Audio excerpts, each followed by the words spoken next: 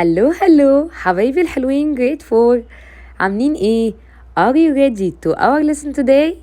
النهاردة ان شاء الله هنبدأ مع بعض lesson 1 في concept 2 بعنوان about fuel.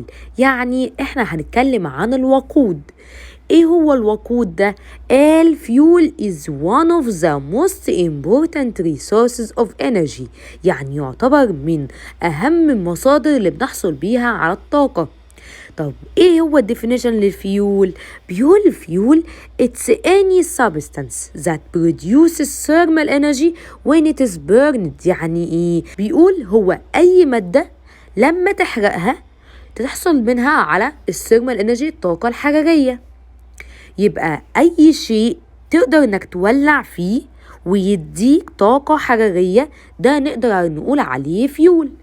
فور اكزامبل مثلا انت عندك الوود الخشب، واحنا في الكامب او في اي رحله وعايزين نشوي حاجه، عايزين نتدفى اي حاجه من الحاجات دي، بتلاقي الناس تعمل ايه؟ يجيبوا شويه خشب متكسر ويولعوا فيه فيديك حراره، صح ولا لا؟ يبقى الوود عملنا له بيرن بروديوس، نتج ايه؟ ثيرمال انرجي، طاقه حراريه. طب لو فكرت مثلا لما بنيجي نشوي الفراخ واللحمه واحنا خارجين نتفسح ولا في اي يوم ويك اند، اللي بيحصل بنجيب الكول الفحم ونبدا نحطه في الشوايه ونحط عليه الاكل اللي احنا عايزين نشويه ونبدا نولع النار طبعا في الفحم ده ويشتغل.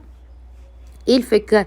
الفكره ان الكول عملت له بيرن فعمل بروديوس الثيرمال انرجي. يبقى الكول هو كمان يعتبر من الفيول، من الوقود. طب انا اقول لك على حاجه كمان، العربيه علشان تمشي بتكون محتاجه طاقه. الطاقه دي بتجيبها منين؟ بتجيبها من الوقود اللي احنا بنحطه لها.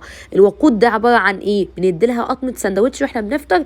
يقول لك لا، بنروح للبنزينه نحط فيها جازولين، بنزين. البنزين ده بيكون هو مصدر الطاقة للعربية اللي بيساعدها انها تعرف تمشي. ازاي؟ قالك الجازولين بيدخل التانك بتاع العربية، بعدين يدخل جوه. اول لما ابدا ادور كده يبدا الجازولين ده اللي هو المفروض الفيول يحصل له بيرن، يتحرق. ولما يتحرق ينتج ثيرمال انرجي، طاقة حرارية. الثيرمال انرجي دي بعد كده بتتحول للكاينيتيك انرجي، ده اللي بيخلي العربية تقدر انها تتحرك. تمام؟ جميل جدا. يبقى برضو في فور اكزامبل عندي في المطبخ بتاعي بيكون عندي الاوفن وعندي الكوكر. الاوفن والكوكر دول ما بيشتغلوش غير لما يوصل لهم فيول، وقود، على شكل مين؟ ناتشورال جاز، اللي هو الغاز الطبيعي اللي انت عارف بيكون في مواسير كده موجوده فوق عندك في المطبخ او عن طريق الانبوبه، صح ولا لا؟ الحاجات دي بتكون متوصله بالفرن او بالبوتاجاز، هي دي اللي بتديله الطاقة. طب ازاي؟ قال ان الوقود ده بيوصل للفرن او للبوتاجاز وبيبدأ يحصل له بيرن، يتحرق، فتبدأ تديك ثيرمال انرجي، طاقة حرارية. مش انت دي نار يا جدعان اللي بتطلع من البوتاجاز او من الفرن دي، فدي ثيرمال انرجي، صح ولا لا؟ يعني اكيد لما تقرب منها هتتلسع او هتحس بحرارة، صح؟ تمام. يبقى احنا قلنا ان الفيول it's any substance that produces thermal energy when it is burned. تمام.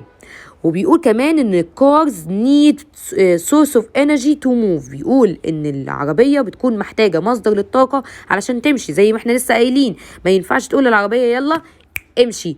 احنا حتى التوي كار كنا بنلاقي لها مصدر للطاقة كان بيبقى الباتري، لكن الريل كار بقى العربيه الحقيقيه اللي احنا بنمشي بيها مشاوير دي بتجيب طاقه منين؟ بنحط لها باتري؟ لا طبعا ما ينفعش. امال بنعمل ايه؟ بيكون في طبعا في انواع من الكارز على فكره، يعني في كار بتمشي بالالكتريك، بتمشي بالكهرباء، في بتمشي بالفيول زي ما احنا بنقول كده، في بتمشي بالسولار بانلز بالاشعه الشمسيه. فهي الكارز ليها انواع، بس انا بتكلم عن اللي هو الشائع اكتر، الجنرال يعني.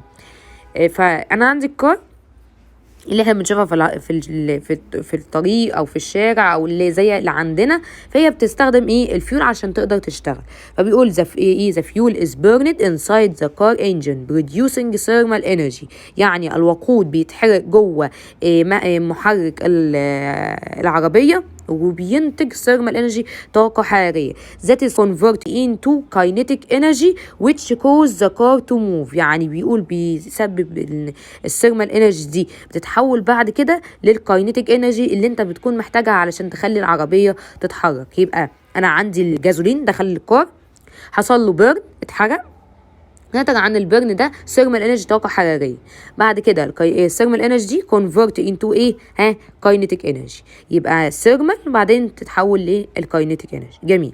ده بيقول ان في فورمز كتير من الفيول زي ما احنا شفنا. يعني احنا فور اكزامبل واحنا بنتكلم دلوقتي قلنا جازولين وناتشرال جاز وكول وود، وطبعا في حاجات كتير تانية بس احنا لسه ما قلناهاش. فبيقول يعني شوف انت الانواع مختلفه من الفيول، هل يا ترى برضو كل واحدة فيهم ليها استخدام ولا كلهم ليهم استخدام واحد؟ هقول لك لا، على فكرة بتختلف من نوع لنوع. ازاي؟ فبيقول لك انا عندي فور اكزامبل هنا الكول اند وود. الكول اللي هو الفحم والوود اللي هو الخشب. ايه استخداماتهم؟ قال they are used in cooking food and warming. بيقول ان احنا بنستخدمها في طهي الطعام والتدفئة. جميل. نمبر 2 بيقول ايه؟ يقول gasoline and natural gas they are used in generating electricity and operating all means of transportation. يعني يعني بيقول يا جماعة ان الوود والكول ممكن نستخدمهم في الكوكينج فود اند وورمينج، في طهي الطعام والتدفئة. لكن الجازولين والناتشورال جاز بنستخدمهم في حاجتين تانيين مختلفين نهائي، في جنريتنج الكتريستي في توليد الكهرباء، واوبريتنج اول مينز اوف ترانسبورتيشن يعني في وسائل المواصلات. فبيقول ايه بقى؟